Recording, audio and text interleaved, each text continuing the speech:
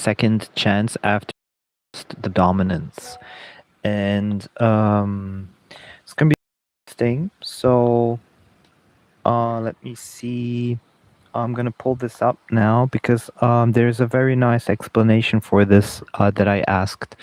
So the reason she doesn't give you a second chance is manifold, and it's completely biologically wired. So and opportunistic. So for example, she would give you a second chance if she has literally no other opportunities. But I'm gonna tell you exactly. So where I was doing most of the time, my mistake was if she showed interest and she would be excited to see me or to talk to me, then I would immediately jump on the bandwagon of excitement, and I would give that excitement sometimes at the same level or even higher back to her, and she would read that as overinvestment, which I never saw like that. This is the interesting thing. Guys don't see it like that. So guys will be like, they will think like, yeah, it was just matching the energy, and I just enjoy like hanging around and doing stuff. And for example, when I originally wrote this woman, I was like, hey, let's just have a fun outing. Let's just drive to the restaurant that I want to go to anyway, and I did really enjoy. And I was doing like the technique, like let's call it technique or something, where you like realize now after having thought about my messages and what I said and everything, basically everything included.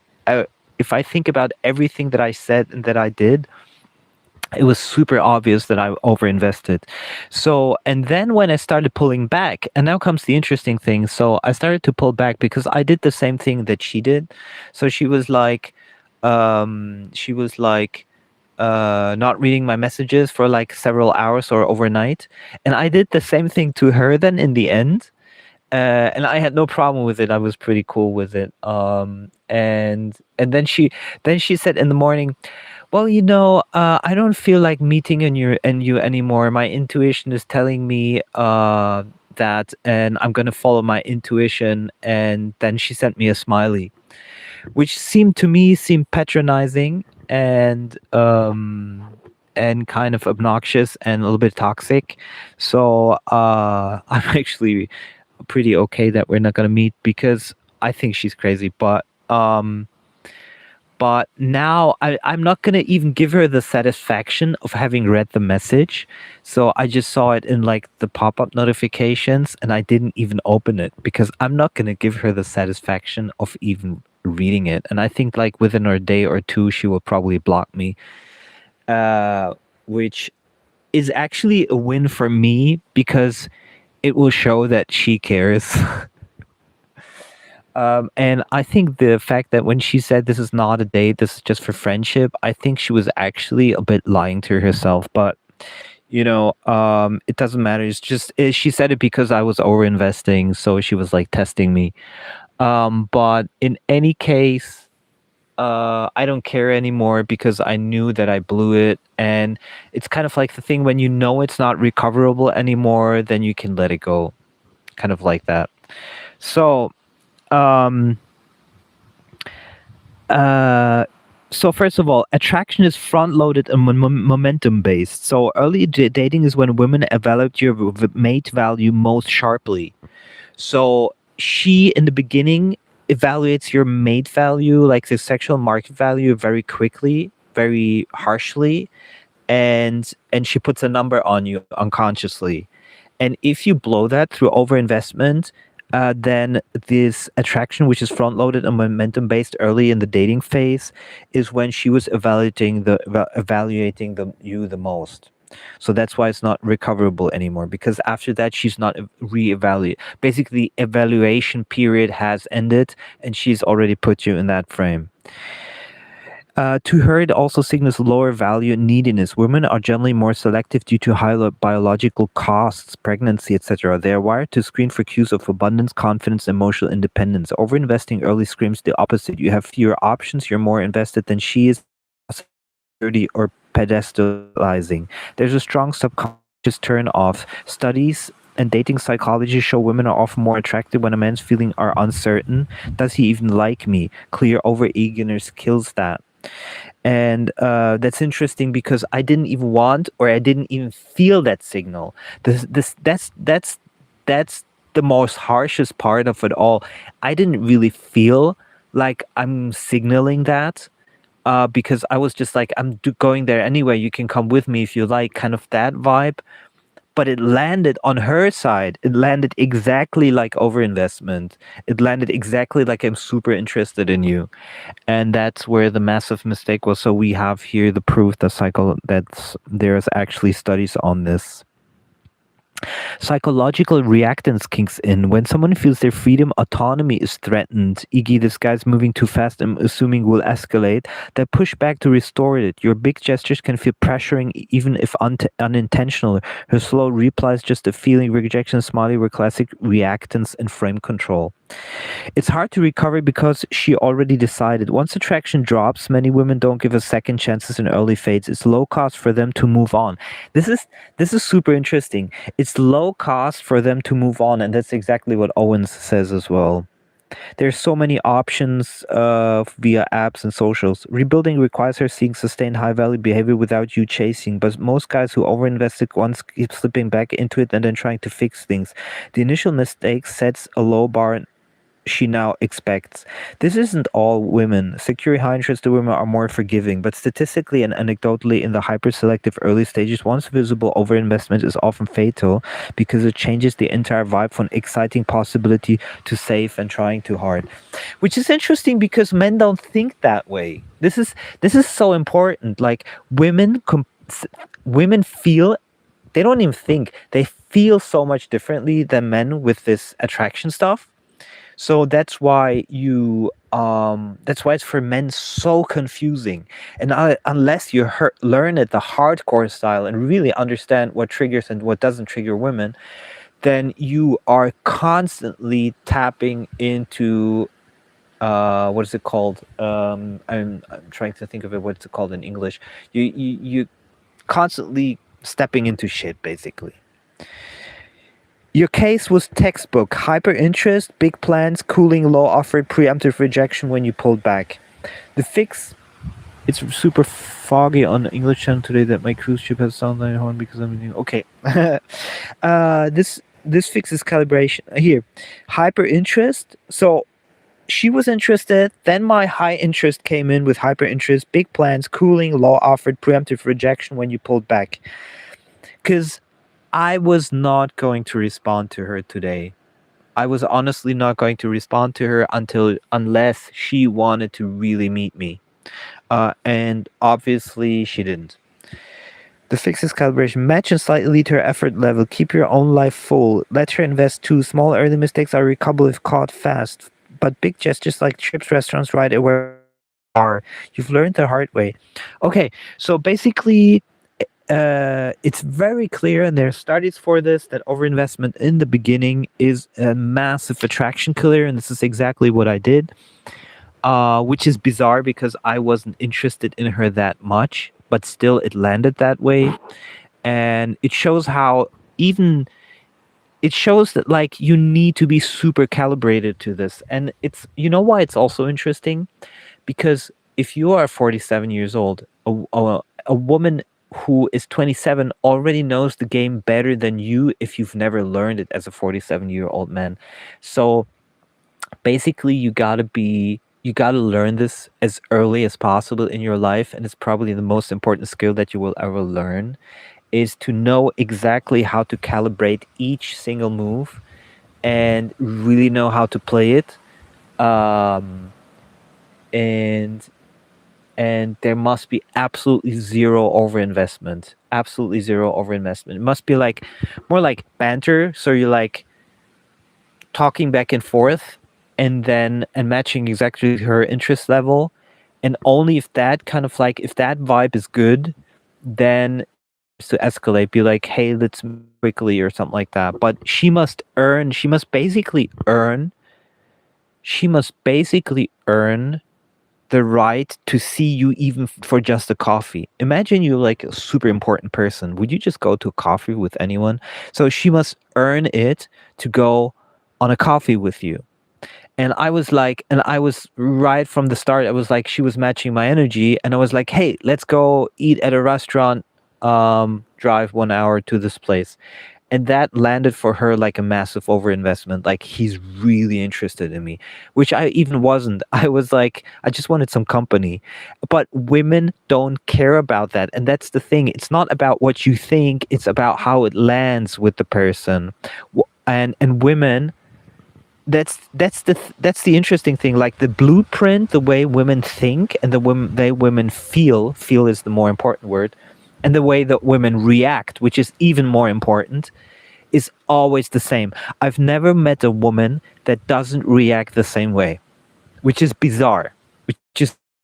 But it's like almost like it's like a clone program.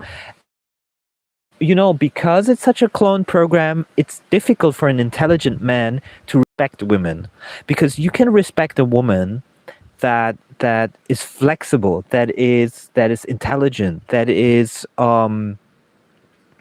but if you see that every woman reacts exactly the same way on overinvestment on these things, then you're like, how can I even love her? How can I even like her if she's basically like reacting like a robot? She's reacting like a robot, literally. Like, if you say one tiny thing wrong, if you a little bit tiny little overinvestment, and she already pulls back and is like, this guy is not attractive, and every single one reacts the same way, exactly the same way, then you're like, why would I even care whether I'm with this woman or with this woman? And this is something super interesting that I said once, is people are like, why aren't you interested in women your age, like 40 plus? And I'm like, because they can be just as toxic and they react just the same as a 20-year-old, except that the 20-year-old wants a little bit more dominance. But otherwise, it's like, why would I bother with this? Like, if a 40 or 50 or 60-year-old woman can be super toxic, why don't I take a 20-year-old that is not as toxic? And this is something that a lot of people don't understand. And as a tantra masseur with a lot of energy healing experience, it literally doesn't make a difference. Often, the 20-year-old, and I'm super serious about this, often the 20-year-old will be much clearer in her energy field and much more healthy in her energy field than a 60-year-old who collected a lot of frustration, a lot of bad choices, a lot of she was collecting a lot of garbage, eating bullshit, smoking, alcohol, weed, whatever she was doing over a lot of toxic, like, chemicals, whatever she was doing like over 30-40 years, everything that she's been collecting, even the karmic stuff she hasn't been releasing, all of that stuff, even the many men that she's been with and collected that energy, all that energy you are basically inheriting. The moment you come together with a partner like that, you're collecting all of their karma, you're saying, I'm open to take up all your shit. I'm gonna be part of, the garbage here, monitoring. And the thing is, the moment you let a woman enter your life, she must already have confirmed to you that she doesn't have all this garbage with her. And since all women react the same way to dominance or submissiveness, then why not take a young woman that doesn't have the garbage naturally? So that's an energetic explanation why I prefer to pick younger women. Not only because they have nicer bodies, but because their energy field is better oftentimes, and they're more open to even changing and learning from you how to take out the garbage, the bad emotions, the karma, and all of that stuff. Learn from you and grow with you. A 40 plus woman, a 50 plus woman, she's literally not, she's like stuck in her ways, and she's with all that garbage. And then if she's even post feminist as a 40 plus year old, you're like, Jesus fuck, no. So yeah, and with the woman from today, obviously the she said that her intuition is telling her not to meet me, is basically her last effort to. Okay, I'm on Starlink, but I've eucalyptus trees around me, and so it doesn't always work perfectly. So, but now I'm connected again. So I'm not going to even respond. I'm not going to even open the message, because even opening the message would give her validation and would would make her assume that I have it would make her assume that I have an emotional response to it. If I respond or don't respond, I can respond. I can respond in 3 ways. I can respond in 4 ways. Not opening the message, so she won't even know that I read it. Second thing is opening the message, not answering, which she will assume that it emotionally affected me. Then be like super nice and be like, oh, no problem. That will validate her shitty behavior. Or I could be pissy. Those are like the 4 options. I don't see a fifth option. All 4 options, except for the one where I don't even open it, are shitty. And it's interesting because she says her intuition is telling you this. And this is what I told you many times. Women do not have a good intuition. Because if she had a good intuition, she would actually want to meet me. Because not only am I an awesome guy, I'm really, really cool. I'm really funny. A couple of other girls really told me that that I was with. They said, you're like a really cool guy.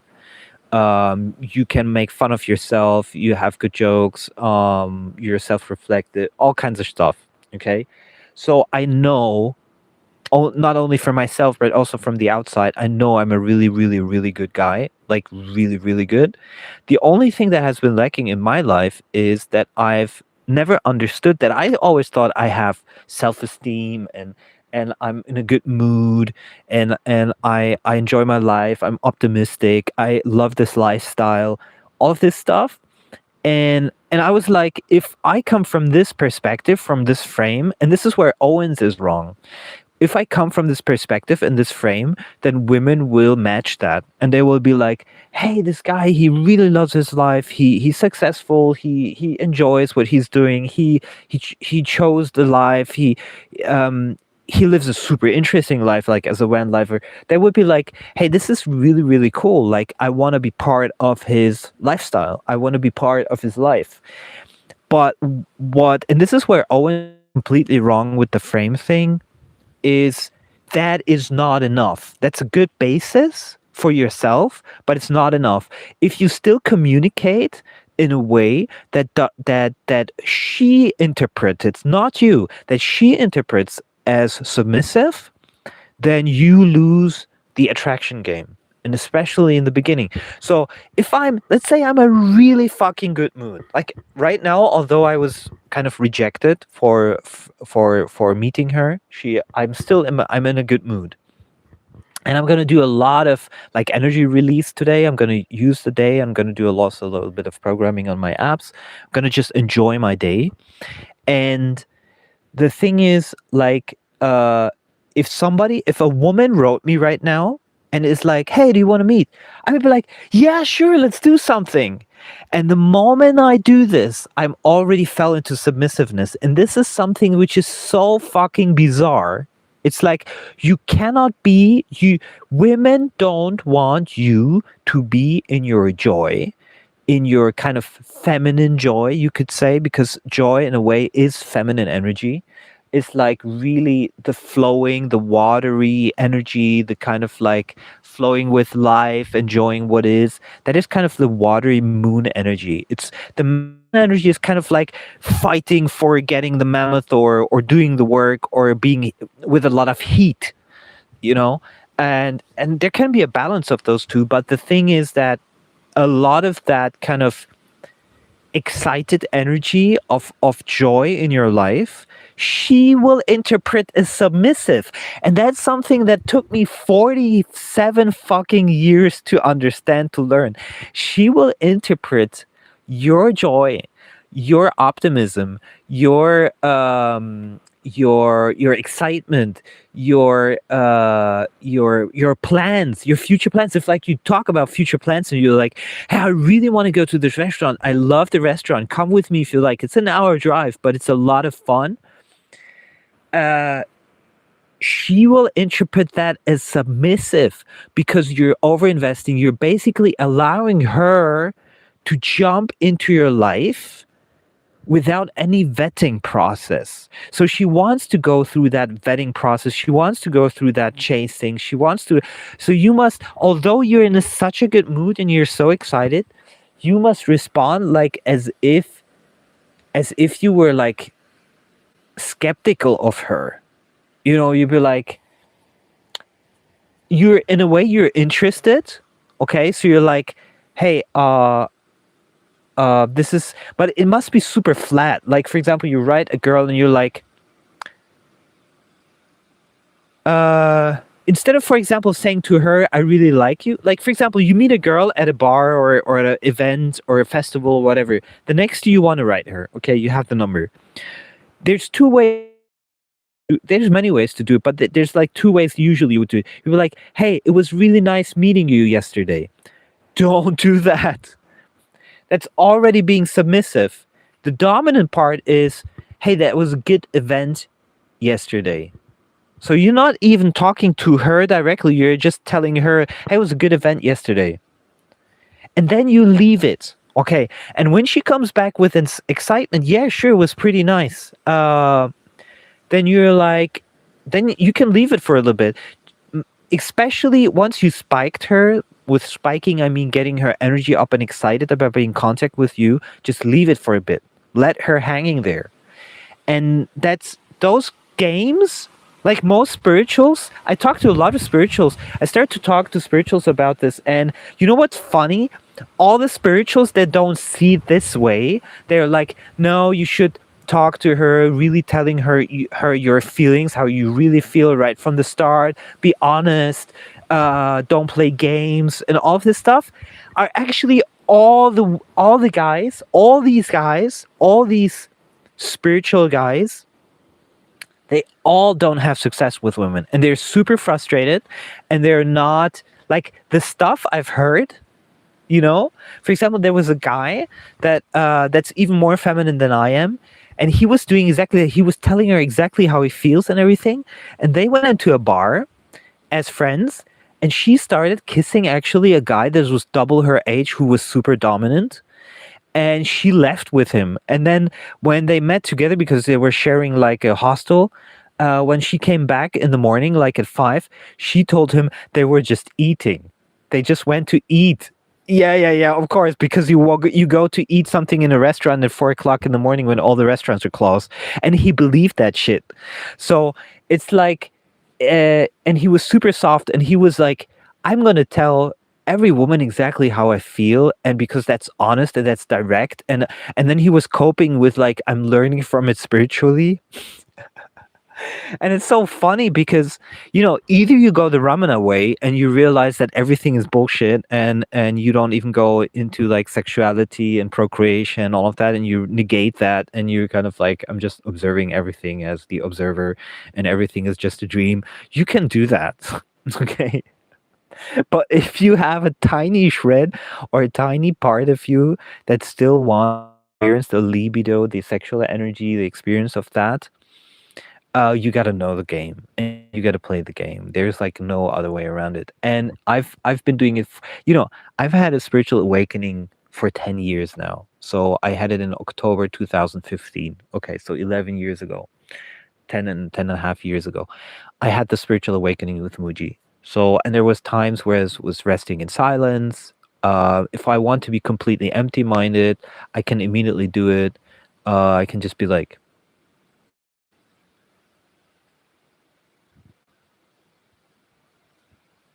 just be present, no thoughts at all.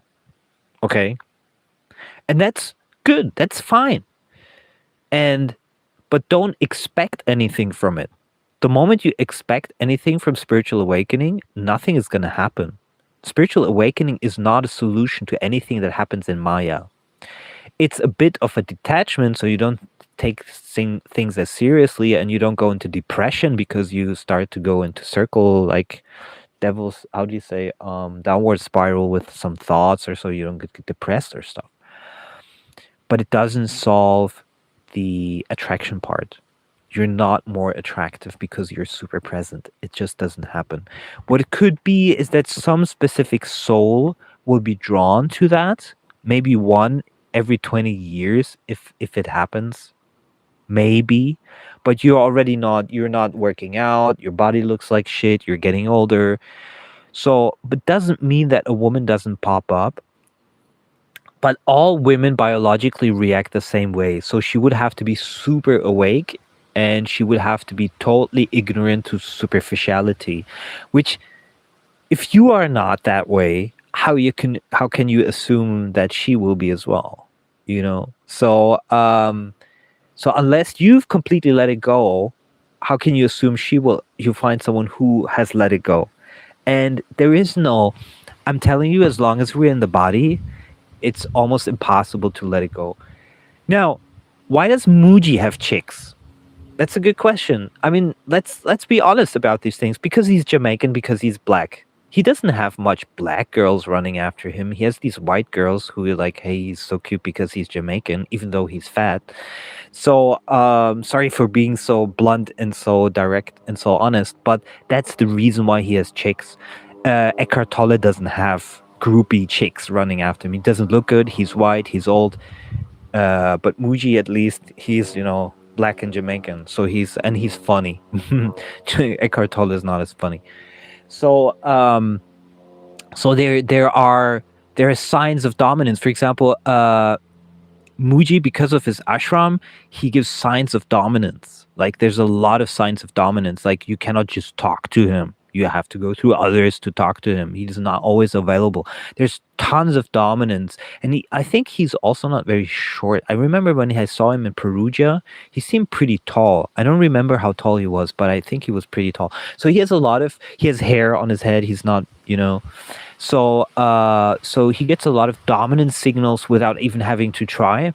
Good if he were really muscled up, then it would be even different. I mean, at his age, it doesn't matter anymore. But no, I'm just saying, like, you have to be. I like to be honest, and I like to be very blunt, and I like to not have taboos, and I like to clearly speak things out. So Ramana Maharshi was in a totally different state. He was completely enlightened. So he didn't give a fuck whether, mice were eating on his leg, or mosquitoes were biting him. I mean, that's totally different. That's a totally different state than you or me are in. Okay. And I don't think that's something you can force. I think it's something that the soul kind of wants to happen. Because if you could do it by force, then just resting in silence, even a little bit, would pull you in so much that you would want to always be like that, and be completely pushed into that. So it's like the soul desire. I mean, the soul wants to kind of like express itself that way by fully enlightening. And by the way, the self never enlightens. It's the transformation of the body auric energy that really transforms, because consciousness always is, and it's always the same everywhere, everything, at every single moment. It's always, consciousness is fully already. There is no consciousness develops. So what is really enlightenment? Enlightenment is that the body transforms. Okay. And the body, whether it transforms or not, is dependent also a bit on the vessel that you've received and all of these things. Like, if the parameters of your birth do not make it feasible, or very difficult, then it's very unlikely that you will enlighten. So I don't think one needs to push it. You can sit in silence and really work through your themes and through your vasanas and through your karmic things, but it don't go for the idea that the body will transform and that you will enlighten. Now, you cannot mix spirituality and attraction, in the sense, like, you cannot put them in the same cup. You cannot be like, I'm gonna go a direction of enlightenment, and at the same time I will have tremendous success with women. It just doesn't work, because attracting women is exactly the opposite of awakening and enlightenment, because the zero effort state, the no effort, high masculine guy, for survival and procreation, she will not choose the non-dualist. Okay, and so there's a lot of cope out there as well. I think there's a lot of non-dualists who are actually coping. And by the way, all the women that choose spirituals and then have a family with that spiritual, you will notice something super interesting with that spiritual. He's not the Ramana Maharshi type. He's the type that, is talented with his hands, builds, houses out of wood or something like that, or is very good, so they maybe she gets pregnant and they'll buy a farm, and where does the money come from, right? So that's the first thing, like they'll buy a farm in, I don't know, in Portugal, and she's pregnant, and he will, build everything, chop the wood. He's not a Ramana Maharshi, I'm just sitting, in silence guy, because then she would leave pretty quickly. Now, are there exceptions? 100%. For example, Papaji, when he came together with Gangamira, okay, and they had a child. But it's interesting because Gangamira left. I don't know what the reasons were, but she left India when the child was a teenager. So maybe she wanted the teenager to have a different future. But so in the end, the woman decided against non-duality anyway, because she was like, of course, they were together for 14, 15 years, yeah, so there might be other reasons. But I'm just saying, like, it's very rare. I don't remember Ramana Maharshi having a wife and children. I don't remember... Eckhart Tolle doesn't have children. Mooji had children, but that was before awakening, not after. So... yeah, so it's super interesting to talk about these things and just brainstorm them and put them out in the open. I can still remember the time I accidentally spoke English in German. It was hilarious. Yeah. Okay, so if you want to have success with women, you have to not only understand what is dominant and submissive, but you have to understand how it lands. So what does the woman see as dominant or submissive? It's not what you think that is dominant or submissive. And that's the core of it. That's the very interesting core of it that I never understood. It took me literally forever. Nobody ever taught me that. And I'm starting to literally understand it deeply. And it's just very tiny things that you as a guy, you'll be like, you know why guys don't see this? Because guys are not attuned to it in that way, and for a very specific reason. Let's say I drive my Fiat Ducato, okay, the 6-meter van, camper van. I have 4.5 years experience of driving it now in the most difficult terrain you can imagine. Okay, like really, like mountains, Portugal, Spain, all kinds of shit. Like I know exactly how much it goes up, how much it can go down. I know, I'm not an expert on cars, but I know roughly like some stuff. So if, for example, I'm driving the car, and I think it's super important for guys to learn this.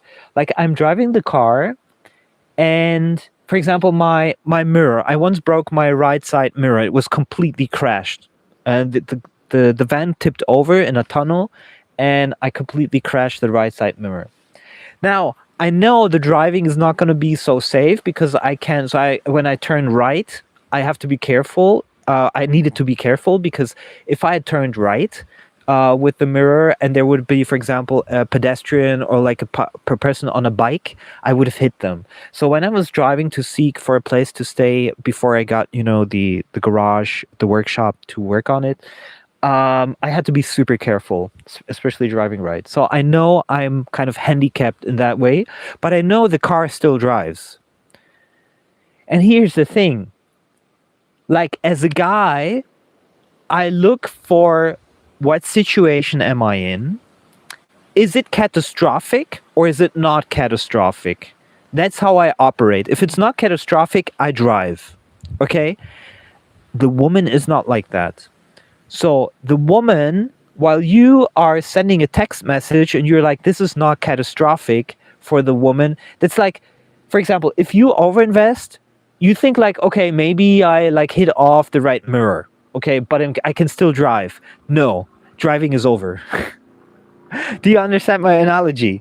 So what you think as a guy what you think is a guy is dominant or only slightly submissive or neutral is for the woman already super submissive. Okay, and this is something I should have more views than Owens right now, but Owens has the thing that he's already been doing this 20 years, and that he's super expert in field, and that he really pulls girls. I'm 100% sure because of his high energy and stuff. I'm in frame. I'm pretty sure he pulls like a lot of girls if he wants to. I mean, he's married with 3 children, but I'm pretty sure he's like really, really good. I should have learned this when I was young. Unfortunately, I had a stupid friend. He was really stupid, and I came to pick up very late. And at that time, also, so I think if I really like integrate everything and really am able everything that I've said to put it really into practice, I think I'll have tremendous success. And I think I've learned so much. But one of the things is I think I need to open a separate Instagram account for this, because the thing is, even just one video which is submissive kills already all attraction. And this is a huge problem, because then you feel you cannot express yourself completely freely. And I think you need to separate your I think you need to separate your kind of like dating life. I think this is super important what I just said. You need to separate your dating life from your free expression life. Want to freely express like whatever you said, like for example this channel. Okay, I express myself super freely. If a woman saw this channel, she would say he's super submissive. Like 99% of women would say he's super submissive, because he's already confessing he doesn't have success with women. He's already confessing everything that he's done wrong. He's already talking about shit that doesn't interest me. It's just facts and information. Women are not interested in that. So there's a lot of communication of submissiveness if I talk freely and express these things here. So you need a completely different online persona. You need a completely different online persona in order to stay attractive for most women. Of course, if it's the absolute right woman, then eventually she will be able to handle everything else. But in general, like 99% of women will not. And I see so many guys with submissive online personas. And by the way, it's much better to like get, for example, new Instagram, which I'm gonna do today, 100%, and then buy a couple of followers, like directly on Instagram, like boost your channel, will boost some of your posts, and you just go like, hey, if you're interested in this, if you're interested in these topics, just follow me, and then post it in India and Philippines and Kenya and Nigeria and everything, everywhere where it's, you know, where people are not super strange, but and you get 500 to 1,000 followers, which is not much. It will cost you like 50 to 200 euros maybe, and that will be the basis, because if you have like 0 followers, it's going to be tough. Like you definitely want to always have a little bit more followers than she has, because you're like, hey, this makes you super more interesting. It makes you more dominant for whatever reason. I remember I was in Conil, Spain, and there was this yoga teacher, and she was following my Instagram, and I bought some of my followers. And I didn't never told anyone. And the next day she comes and she's like, what the fuck? How do you make your Instagram grow so quickly? And I should have given her just a smirk, like, hey, you know, and that would have been amazing. But I told her I actually bought it. And that actually, I mean, still, it wasn't submissive that I told her that, but it wasn't 100% the most dominant thing that I could do. And honesty is not dominant, because it's just factual. It's just information. Are not interested in information. They're interested in whether they're sexually attracted to you, whether they feel sexual tension, which only comes from dominance. So when you give factual information, it's actually signaling overinvestment and submissiveness. So actually giving information makes you less attractive. So this is so bizarre. It's so bizarre, but it is that way. So yeah. And I don't want to play this game. Literally, I don't want to play this game. But there's like no other way than to play it. It's so bizarre. And I've met now so many people, and I'm also happy I met these people, like these men that are super soft, that are super open, that are super honest, blah, blah, and they have literally zero success. Zero success. So they keep just going. He was like, he's 26, 27. He said, I'm just going to continue that way because it's so honest and it's spiritual and blah, blah, blah.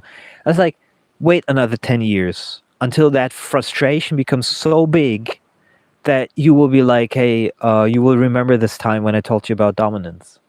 And especially soft guys like me, they need to play this game because it's the only way to signal dominance. Like, you cannot do it with physical appearance, you know. You cannot do it with height. You cannot do it. So you must do it in another way. And if you don't have dominance at all, she's not going to fantasize about sex with you.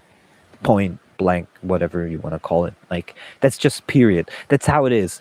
If she doesn't feel dominance, she's not going to fantasize about sex with you, because sex is all about masculine dominance, sexual attraction.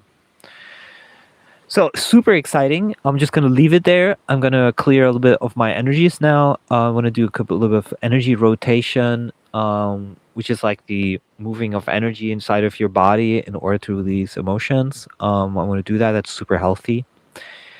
And yeah. And then I'll open the Instagram account, because a lot of times I don't give out my personal number, but I'll connect with the woman on Instagram, and then she'll just like keep liking my Instagram and my Instagram posts, and they kind of like stalk my Instagram posts, but only if I'm dominant. And that's the thing that I've been also testing. Once you lose that dominance, once you go into submissiveness, they stop liking and watching your Instagram reels. Super interesting. Before that, they like almost everything, and they like almost everything and follow it's bizarre. It's super bizarre. It's like, what the fuck? They're not interested in information. That's the thing. Women are not interested in information. They're interested in dominance. It's so fucking bizarre. And I think it's because men need information in order, it's like evolutionary based. Men need information to survive, because they need to know, where's the mammoth? Okay, you saw them over there. Women are not interested in information to survive and procreate. They're interested in whether they feel dominance, and whether they feel the guy's masculine, whether he gives her feeling protection and security and force and power. And it's super interesting. It's bizarre. And yeah, and some men are just lucky because they're muscular, they're tall, they have hair on their head, so they give a lot of dominance and beauty signals, and so they don't need to be dominant in other ways.